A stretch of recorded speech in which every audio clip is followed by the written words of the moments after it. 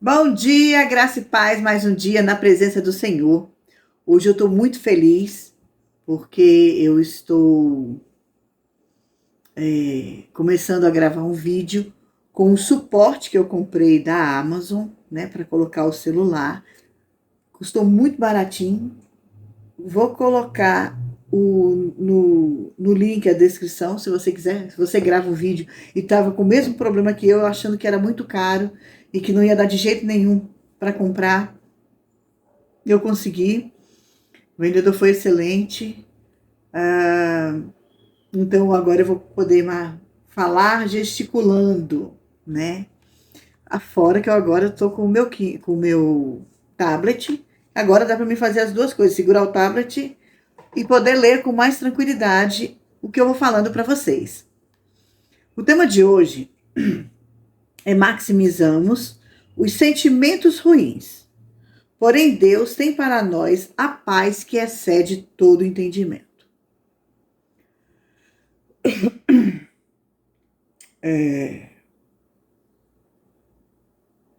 Eu estou lendo um livro, é um romance não cristão, de uma autora brasileira, né? Para quem não sabe, eu também sou escritora, de uma autora brasileira chamada Adriana Brasil. E aí o livro dela veio, eu comecei a ler um livro chamado Herdeiros, descobri que eu tenho que voltar a começar a ler a história dos pais. E o nome do livro é Minha Doce Obsessão, Herdeiros, livro 3. E eu comecei a tomar uma birra da protagonista tão grande, vocês não fazem ideia. O pano de fundo, os protagonistas são Bianca e Guilherme, e tem os coadjuvantes, mas que fazem parte da trama, que é o Murilo e a Alicia. Murilo e a Alicia já é um casal, né? Eles fazem parte do Herdeiros 2. E o pano de fundo é a Alicia lá na adolescência, a Bianca sempre foi apaixonada pelo Murilo desde que ela era criança. É algo meio difícil para mim entender, mas vamos lá. Desde que eles cresceram juntos, né? Desde a infância, os pais eram amigos, então cresceram juntos e ela tornou. É engraçado que ela sempre coloca no livro obsessão, amor, não. Às vezes eu acho que aquilo ali foi obsessão mesmo, né? E a gente tem que tomar cuidado, a obsessão e o amor, tem que tomar cuidado com isso aí. E o sonho dela era casar com ele. Então, nesse meio fundo, ela tenta, né, conquistar ele várias vezes, mas ela é muito, pelo que dá para entender que ela é um pouco bem, assim, eu não lembro, dá para entender assim que são 7, 8 anos de diferença, mais ou menos, não fica muito claro isso no livro não. Mas vamos dizer que seja por aí, que dá mais ou menos para entender. Quando a gente está adulto, 7, 8 anos não faz diferença não, é a diferença mais ou menos, por exemplo, do meu pai e da minha mãe. Mas quando a gente é criança, faz toda a diferença. Até a gente chegar à maturidade, à fase adulta, é uma diferença muito grande. E o pano de fundo é esse. Ela é apaixonada por esse rapaz e ele vai dispensando ela por causa da idade, que ela é muito nova. E a Alice é primo dele, do Guilherme. Que em um dado momento a Alice também mas já na juventude ela se encanta com o Guilherme, não é amiga da Bianca, mas sabe que a Bianca gosta dele. Aí a Bianca foi embora do Brasil, pergunta para ela como que ficou essa questão dos dois, né? Ela disse que não, que era uma coisa da adolescência mesmo e passou.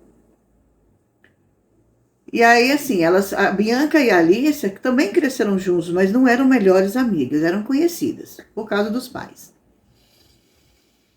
A Alicia acaba se envolvendo com o Guilherme, ele não assume ela diante da família, porque são primos, e fica por isso mesmo. Ele foi errado? Foi. Ele era mais velho, ele foi errado sim, né? Mas aconteceu, ficou no passado, passou. E aí, em dado momento, mas ele gostava dela, mas ele nunca chegou para ela para falar que gostava, porque ele tinha na cabeça a questão da família e acabou.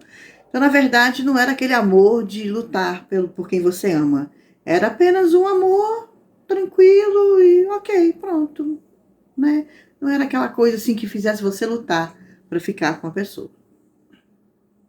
Ele acaba um dia estando muito perto da Bianca e eles começam a namorar. Mas ele ainda assim, ele achava, na cabeça dele, ele amava, era apaixonado pela prima, Alicia. E em dado momento, quando ele já está com a Bianca, assim, bem no iníciozinho daquele namoro, ele ainda confuso, porque ele foi bem claro para a Bianca, ele falou que ele amava uma pessoa, ele só não disse quem era. Então, para ele amava a prima dele. Mas o problema era a questão de como fazer em relação à família. Então, ele não assumia a prima. Quando ele começou a namorar com a Bianca, ele avisou a Bianca que ele amava essa pessoa. E a Bianca falou, não, eu vou fazer você esquecer essa pessoa. É ótimo, porque é livro, beleza, na vida real isso é muito perigoso. Então, depois, no início de namoro recente dos dois, 1 mês, 2 meses, se não me engano, ele acaba encontrando com a prima de novo, porque eles se encontravam direto, mas aí ele vai dar um beijo nela, mas logo em seguida já se arrepende porque ele entende que ele realmente aquele beijo não significou o que ele achou que significasse. E ele realmente é apaixonado pela Bianca. Ele realmente entendeu agora que ele era apaixonado pela Bianca. Ok. Anos se passam. No livro 2 conta que a Alicia teve muitos problemas, muitos traumas para aceitar, inclusive, o atual marido dela. E ela teve que ir para psicóloga e tudo. Foram traumas bem difíceis. Vale a pena vocês lerem. E ela tem muita vergonha de ter ficado com o Guilherme, com o primo, né? Porque ela percebeu, então, que a Bianca sempre tinha amado o Guilherme. Então, ela fica com vergonha. E na psicóloga, a psicóloga fala para ela escrever carta para as pessoas que ela acha que deveria escrever, mas do mesmo jeito que escreve para desabafar, que ela rasgue e jogue fora. Mas ela guarda essas cartas. Quando ela já foi tratada, já tá bem, começa realmente a namorar, ela vai à psicóloga a última vez, e aí conversa com a psicóloga fala assim, as cartas, eu guardei. Ela falou, rasga, você precisa encerrar o seu ciclo. Ciclos são feitos para serem início e fim. Então encerra, joga a carta fora. E ela vai para casa no intuito de jogar a carta fora. E a Bianca entra no quarto no momento que ela está olhando para a carta e relembrando tudo para encerrar o ciclo. E no susto a caixa cai e as cartas todas vão para o chão. E uma delas era o nome da Bianca por causa da questão do Guilherme, que no início do namoro, inclusive com a Bianca, queria ter falado com a Bianca que ele e a Alicia tiveram um passado, mas a Alicia pediu, pelo amor de Deus, para não falar, porque ela achava que se ela falasse, a Bianca não iria perdoá-la. E agora ela já era a melhor amiga e ela queria não contar isso para Bianca, porque já era passado. Para mim isso é muito forte, porque passado para mim fica no passado. Eu lembro da minha mãe muitas vezes falar assim para mim na minha cabeça, quando eu era mais jovem, eu falava assim: "Não, tem que falar", por exemplo, uma situação parecida com essa, tem que falar, não pode ficar nada oculto, tem que falar. E a minha mãe, na imensa sabedoria dela, cansava de mostrar para mim que tem coisas no passado, segredos, que é melhor eles ficarem lá e ser enterrados com a gente quando a gente morrer, no nosso túmulo, porque são coisas que não vão agregar e nem acrescentar nada, só prejudicar. E hoje eu concordo com o que a minha mãe fala. Se o passado não tem mais nada para... Porque, por exemplo, ela não traiu a amiga. Houve um momento de fraqueza? Houve um beijo. Houve um momento de fraqueza. Mas não foi aquela coisa, você ficou traindo, vamos maximizar. Houve uma traição, ok. Mas não vamos maximizar a traição. Houve um arrependimento logo depois. E um arrependimento nunca mais aconteceu aquela situação. Isso é arrependimento, nunca mais aconteceu a situação. E em cima desse pano de fundo, nós temos alguns trechos do livro que eu tirei, que eu quero ler o trecho e logo em seguida falar uma palavra bíblica, rebatendo os trechos, porque para mim é visível que a autora ela coloca a vida real de muitas pessoas ali. A gente muitas vezes maximiza mesmo os nossos sentimentos. Infelizmente, a gente maximiza mais os sentimentos ruins do que os bons. Então, eu vou começar aqui falando sobre essa questão. Eu não sei se eu vou conseguir gravar tudo em um vídeo só, porque realmente a reflexão ficou muito extensa. E eu quero falar bem, compartilhar de uma forma tranquila. Se falar assim, tá acabando o tempo, eu preciso acabar correndo. Não quero fazer nada correndo. A pressa é inimiga da perfeição. Então, vamos lá. Uma parte do livro está escrito assim: as lembranças estão comigo, onde quer que eu esteja. Seja em um lugar onde existiram os tais momentos bons, ou em algum lugar imparcial, um lugar que poderia ser considerado livre de lembranças.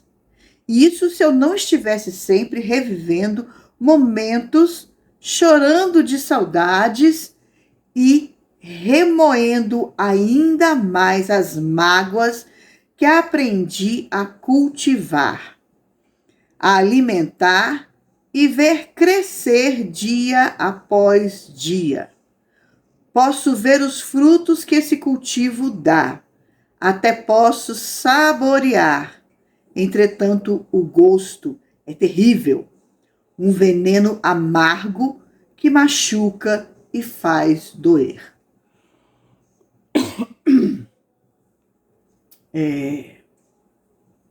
Eu fiquei muito impactada com esse trecho, onde ela fala que remói as mágoas, ela vê que é um fruto que vai crescendo e o gosto é terrível. E eu peguei exatamente pensando como nós fazemos isso com a nossa vida.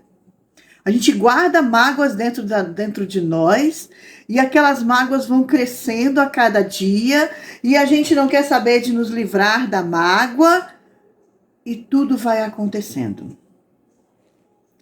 E eu penso, estamos errados, não devemos, isso nos adoece. Nós precisamos de encontrar equilíbrio nas nossas emoções, e nós nos permitimos ficar doentes.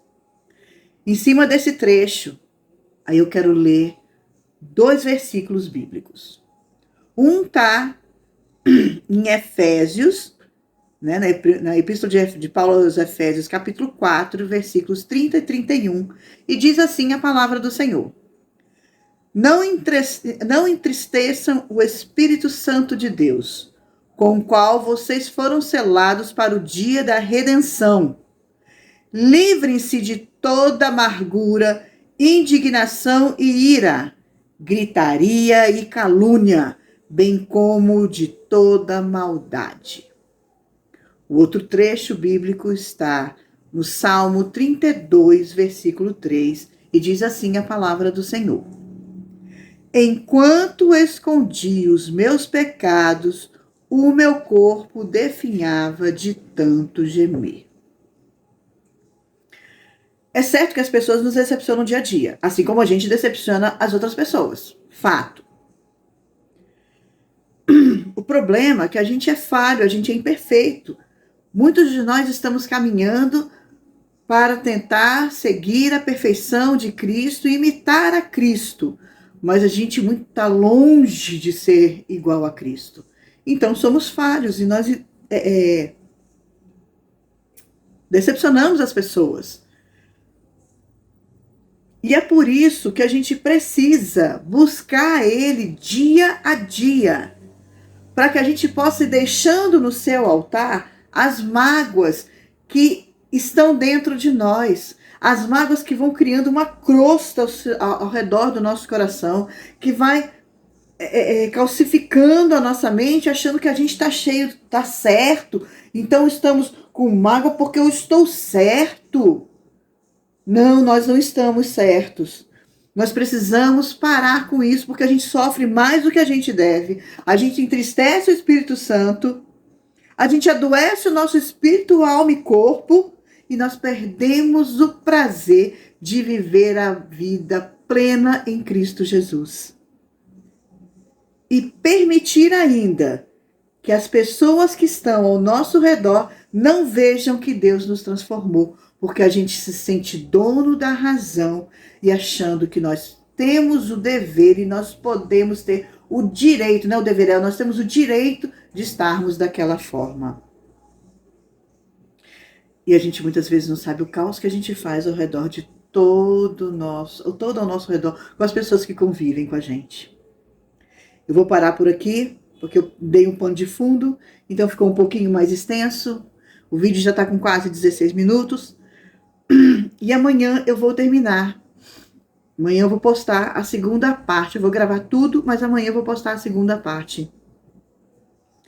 E eu quero dizer para vocês que eu peço a Deus que Ele comece a trabalhar na vida de vocês hoje, como Ele está trabalhando na minha, Ele tem trabalhado na minha, na questão de mágoa, na questão de se achar de donas ou donos da razão, de achar que nós temos o direito de guardar mágoas e guardar sentimentos ruins dentro de nós.